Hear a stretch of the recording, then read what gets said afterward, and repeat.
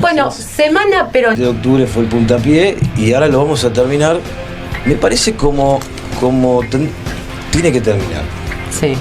Con el modelo, con el ejemplo, con eso de dónde mirar siempre para saber si estás bien o mal caminando.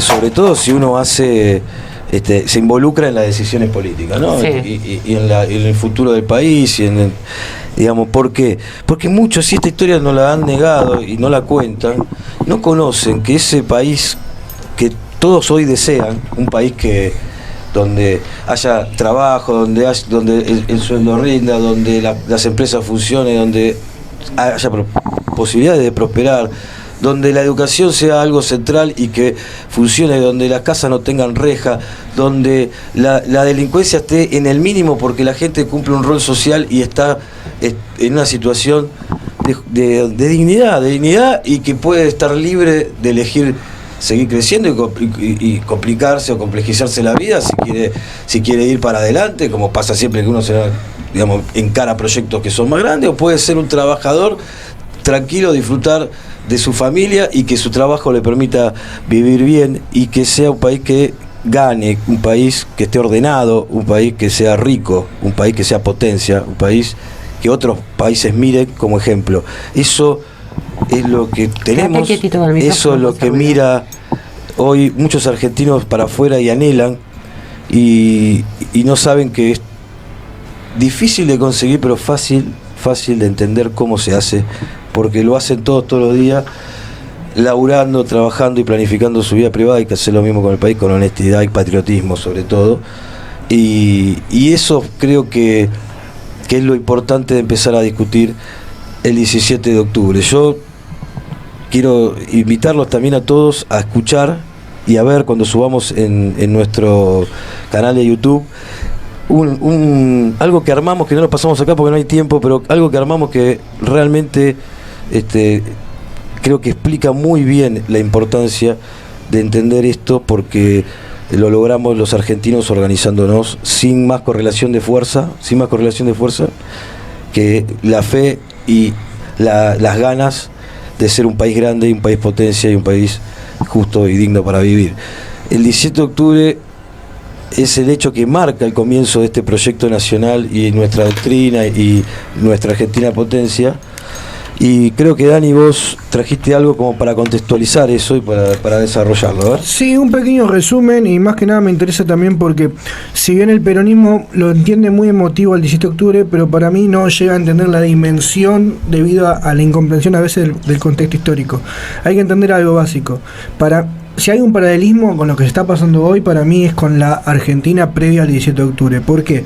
Veníamos de una década infame, veníamos de una Argentina donde la política era realmente mala palabra, donde después de un golpe de Estado había fraude electoral, la política se usaba para casos de corrupción, se llegó a atentar contra un senador nacional como fue Lisandro Latorre, en medio del Senado de la Nación. O sea, era caso de corrupción. ¿Cómo vivían los trabajadores en eso? Y los trabajadores en decadencia absoluta, con decirte que, por ejemplo, en las fábricas iban a las 5 de la mañana a la puerta y salía el patrón a decir, entraban 10, 15, 20 y los demás se quedaban afuera, y así todos los días. No había contrato, era una situación totalmente decadente. ¿Querían pelear por su mejora de condiciones laborales? ¿Qué pasaba? No solo eso, no solo la represión, sino que el movimiento obrero estaba totalmente fracturado y dividido. Desde ya de 1930 adelante había dos CGT, y estaba por un lado el socialismo, el anarquismo, el comunismo, y movimientos en algunos sectores más nacionalistas que venían del antiguo irigoyenismo, porque ya se lo había derrocado. O sea, era una situación muy hostil y no la estaban pasando bien. En ese contexto hay un golpe de Estado en 1943 que lo hace que parte de un grupo que se llama GO, Grupos Oficiales Unidos, también lo integra Juan Domingo Perón, hacen el golpe de Estado y empiezan a tener una mirada más distinta.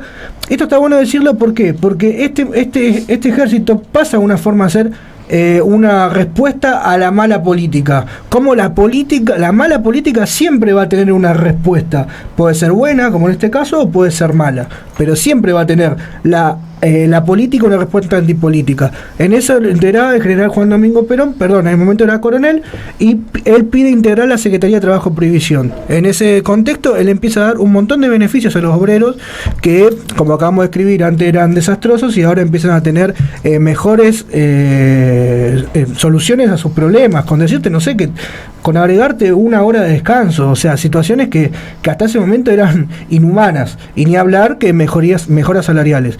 En ese contexto, ¿qué empieza a pasar? Perón empieza a tener cada vez más incidencia y protagonismo, no solo que empieza a conducir al movimiento obrero, esto es lo que no se entiende, empieza a conducir un contexto político y económico, empieza a ver a todos los jugadores y actores y empieza a crear poder popular. Perón va y da un discurso antes de ser presidente en la Bolsa de Comercio y le dice a los empresarios: muchachos, si nosotros no organizamos, el país lo va a terminar tomando el comunismo. Pónganse las pilas, hermano. O sea, le explica la jugada. Entonces muchos troscos vienen y te corren, porque la Bolsa de Comercio fue y le dijo, sí, porque le estaba explicando la jugada a todos, no solo el movimiento obrero, sino también a los empresarios. A todos los actores de un proyecto, ¿no? A todo un proyecto incipiente, donde todos podemos forjar ese preperonismo. Bueno, ¿qué empieza a pasar? Dentro del ejército, dentro de la política, empiezan a ver con resquemores este Perón emergente, y empieza a haber una rosca interna que la lidera el teniente coronel Ábalos y pide la renuncia de Perón. Sí, y me imagino una incidencia internacional que también... Muy fuerte, porque en ese contexto hay que ver que internacionalmente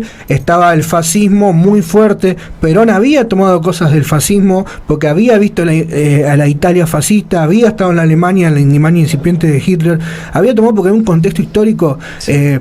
Pese a que esto, para los liberales que ahora están contentos, no venía de ese lado del peronismo, pero el contexto histórico te aportaba algo de esas ideas que estaban sucediendo. Bueno, sobre todo la idea de tercera posición, que Perón ya la tenía incipiente.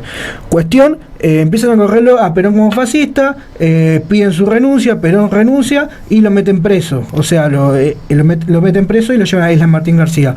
Perón armató una rosca interna con un médico personal para que le permitan volver a hacerse ver. Pasa una placa trucha como diciendo que tiene un problema pulmonar para poder traerlo, porque él no quería que lo dejen allá, porque si lo dejaban allá no volvía nunca más. Renuncia a todo, le manda una carta a Eva Perón diciéndole que se van a casar cuando vuelva, quiere dejar la política totalmente, sí, y cuando vuelve se sorprende al ver que había más de 1 millón de personas aclamando por él y diciendo que si no aparecía Perón, él no se iba. Lo traen, se pegaron en ese momento Edelmiro Ferrer le dice: bueno, Perón, ¿qué es lo que quiere? Convoca elecciones. Bueno, vamos a convocar elecciones en 6 meses. Ahora salga por favor y hable con la gente, porque si no se nos meten adentro y nos queman la Casa Rosada. Por último, quiero decir, creo que es la mancomunión única y exacta y precisa, y como muy pocas veces habrá pasado entre un pueblo y un líder y su líder. Han pasado pocas veces, ha pasado con Napoleón, con Julio César. Bueno, acá pasó con un argentino llamado Juan Domingo Perón, místico, en donde el pueblo y su líder se vuelven uno. Y donde el pueblo... Y lo que eso que vos decís, antes de tirar, Nico seguro que va a querer también aportar a esto, pero lo que vos decís es eso. Perón, si bien venía proponiéndole al pueblo argentino otro sistema de gobierno mucho más justo, pero también mucho más próspero, porque proponía crecer en la abundancia y repartirla mejor, pero crecer en todos los sectores, mejorando un montón de cuestiones estructurales. Lo que pasó es que cuando lo voltean, cuando le hacen la rufla para meterlo preso, lo meten preso, y él pensó que eso que él quería hacer no le iba a salir. Y a veces pasa, como somos personas, que vos pensás que podés con todo, ¿me entendés? Y llega un momento donde te superó y vos decís, ya está, se terminó, porque eso es lo que había dicho, pero no, se terminó, me corrieron, me voy antes que me peguen un tiro en la cabeza, le dice a Eva. Pero el que lo volvió a traer fue el pueblo que ya había creído, lo había visto, y lo que él proponía y lo que él estaba incipientemente haciendo lo compró, lo hizo carne. ¿Y qué hizo? Eligió a su líder, lo puso de vuelta ahí y lo puso a gobernar un proyecto. Y ese pacto, eso que vos decís que es místico, yo no sé si le pasó a otro. A Chávez le hicieron una medio así, ¿no? Cuando lo habían metido preso. A Lula no le pasó, ¿eh? No, porque lo puso la gente ahí. Y eso fue con una correlación de fuerza que no existía. Lo tenías a Perón, que se estaba yendo, y lo tenías al pueblo que venía de laburar cuando habían convocado a la plaza para el día siguiente. Las organizaciones sindicales y el pueblo fue igual. No había nada de correlación de fuerza. Había un proyecto nacional que defender, había patria y había ganas de mejorar y salir de la mierda que se estaba viviendo. Nico. Bueno, yo voy a arrancar también por donde arrancó Dani, pero lo voy a explicar desde el lado más geopolítico y económico para llegar, contexto, digamos, al mismo punto. Incluso antes. Ideológico de guerra. Y durante todo el siglo XIX y los primeros 30 años del siglo XX, el liberalismo era el modelo económico dominante en el mundo. En el año 29 tenemos la crisis de Wall Street, una de las crisis más grandes financieras y económicas de la historia. Claro, y ahí termina el liberalismo clásico y aparece en el mundo lo que es el keynesianismo. Esa crisis acá se lleva puesto a Irigoyen, hay un golpe de Estado y aparece este gobierno de la concordancia que se llama, que son todos, o sea, son los hijos y los familiares de los que habían estado en los últimos 20 años gobernando el siglo XIX acá en Argentina. Esto hace que no podían llevar a cabo el mismo modelo económico liberal que hicieron a fines del siglo XIX, sino que el mundo, las economías se estaban cerrando a sí mismas para proteger su industria, es el keynesianismo clásico como lo conocemos. ¿Cuál era el problema de la Argentina, no? El problema de la Argentina era que tenía que seguir pudiendo exportar una cuota de carne fija para que le entren las divisas extranjeras. Bueno, ¿cómo era la carne que jugaba, no la soja? Claro, no, acá era la carne, en ese momento era la carne, sobre todo, que era el problema más competitivo internacional que tenía, porque el trigo lo podía seguir colocando. El problema principal y lo que más guita generaba era la carne vacuna. Entonces aparece el famoso pacto Roca-Runciman, que es el hijo de Roca, ¿no? En donde prácticamente, la Argentina se garantiza esa cuota de carne a los ingleses, pero el pacto ese es una entrega total. O sea, ¿puedes decir que siempre fueron carneros? Y mira, para que te des una idea, o sea, voy a dar dos ejemplos.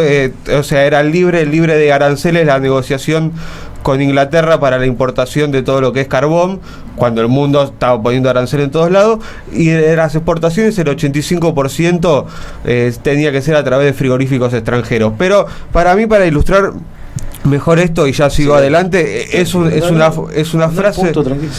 frase de Julio Argentino Roca, vicepresidente de la Nación, hijo de Julio Argentino Roca, que dice: la geografía política no siempre logra en nuestros tiempos imponer sus límites territoriales a la actividad de la economía de las naciones.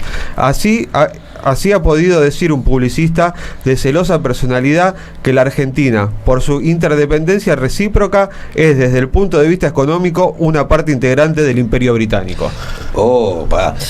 Digamos, no lo había escuchado nunca eso, el nivel digamos, el vicepresidente eso lo debe haber leído Macri cuando llevó el oro del Banco Central a Inglaterra. Seguramente, ¿no? Sí. Es tremendo, ¿no? La entrega. O sea, lo que estás describiendo es un gobierno absolutamente entreguista. Totalmente colonia. Pero, ¿qué pasó? Al cerrarse las economías del mundo, se inició indefectiblemente, porque no había otra, un proceso de industrialización por sustitución de importaciones, ¿no? Empiezan a proliferar muchas fábricas y talleres en lo que hoy es Valentín Alsina, San Martín, el conurbano. El primer cordón del conurbano, Avellaneda. Ahí empiezan a proliferar un montón de pequeñas industrias, de talleres. ¿De dónde venían? O sea, ¿de qué trabajadores se abastecían? Bueno, de todos los que emigraban del interior. Durante el siglo... afuera no, también. Ahí termina. O sea, la migración extranjera es durante el fin del siglo XIX y los primeros años del siglo XX, y después es un proceso de migración interna, del campo hacia las ciudades. Son los famosos cabecitas negras, ¿no? Sí, a lo que llaman las cabecitas negras. Entonces, se empiezan a nutrir todas esas nuevas fábricas y esos nuevos talleres. Condiciones esclavas, ¿no? En condiciones paupérrimas, muy desorganizados, sin un plan estratégico, digamos, de país. Eso lleva, digamos, un punto de crisis social muy importante, tras que todo el fraude político que hubo durante los años 30 lleva al golpe de el GO Grupos Generales Unidos, Decía Dani. claro, de Oficiales Unidos, que es en el que empieza a aparecer Perón. Claro, entonces uno viendo en este contexto, ¿no? Uno entiende por qué el amor del pueblo por Perón. Claro, porque teníamos primero un gobierno totalmente entreguista, mal. Entonces, de repente aparece un grupo nacionalista, ¿no? Con ideales de nación, con querer hacer a la Argentina grande, bancando las tradiciones, las costumbres. Y no solo eso, sino que empieza a organizar y a darle dignidad a todos estos trabajadores que emigraron en condiciones internas, ¿no? Una migración interna, pero que no, o sea, no se sintieron acompañados, contenidos, sino que vivían en unas condiciones tremendas. Entonces le empieza a dar un salario digno, 8 horas de laburo, el estatuto del peón, vacaciones, jubilación, un montón de cosas que a partir de acá es donde uno entiende el amor ese. Y después planificar todo, sentarlos en la mesa y decir, bueno, muchachos, vamos para acá, sí. Este es el proyecto estratégico. Había un proyecto estratégico de Estado que lo invitamos de verdad a todos los oyentes a que lo vean, porque nosotros hicimos un resumen de 30, sí, de 30 minutos, dedíquenle 30 minutos, no ahora. Lo vamos a subir porque dura... que vamos a subir porque realmente Justo me estaba avisando, pero un minuto, porque vamos a explicarle a la gente porque me estaba avisando Yelen, que es la que se encarga de todas las ediciones y de subir todo generosamente a nuestro canal de YouTube, que dura 11 minutos y estamos pasados por eso de hora. Está pasado, entonces me gustaría que termine él, así redondeamos y hablamos rápidamente. Ya terminamos, por eso la cosa viene así, eso lo subimos, sí. Mírenlo, dedíquenle en 30 minutos a ver qué cosa, cómo el pueblo, obviamente reconociendo que alguien se empezaba a preocupar por su calidad de vida. Y no es que se olvidaba de los empresarios, como decía, o sea, el peronismo siempre lo dijo, y como decía el entrevistado que tuvimos en el bloque anterior, porque era el sector trabajo el que se veía beneficiado. Y afuera del sector trabajo quedaban lo que estaban entregando, que era muy poquita familia. Todo lo demás, de ahí para abajo, todos laburaban y todos estaban contenidos en un proyecto estratégico de desarrollo, de crecimiento, que buscaba ser un país potencia. Y si lo querés ver del lado de los derechos, es eso, es el amor por los tuyos son los argentinos, era el pueblo. Y si lo querés ver del lado de la estrategia, era, como decías vos, que le decía en la Cámara Empresarias, en la Bolsa de Comercio y a todos, decía, ¿querés ser un país potencia? ¿Querés ser un país ordenado y próspero? No podés tener gente pobre e ignorante. Tu población tiene que estar bien, porque ahí está el desarrollo. Ganaron todo, ganaron los empresarios y los trabajadores. Y se hizo y quedó la experiencia. No para hacerla igual, porque los tiempos cambian, pero sí para hacerla de la misma forma en lo conceptual y en lo estratégico.